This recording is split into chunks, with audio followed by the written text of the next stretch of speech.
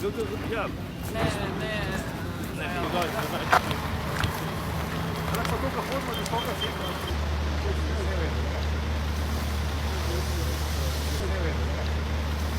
Danes na ogledu projekta Divača-Koper, kako napredujejo dela na dostopnih cestah.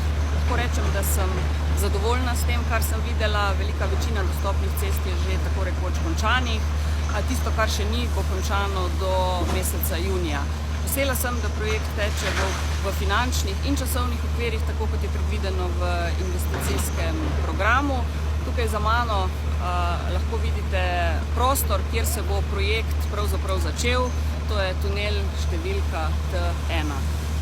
In današnji ogled pokaže, kako velik, kako pomemben in kako tehnološko zahteven je ta projekt Divača-Koper.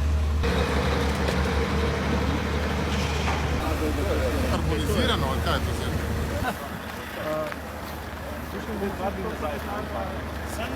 Pravzaprav za vse stvari, za katere smo odgovorni mi na ministrstvu skupaj s podjetjem 2TDK, tečejo točno tako, kot smo si zadali.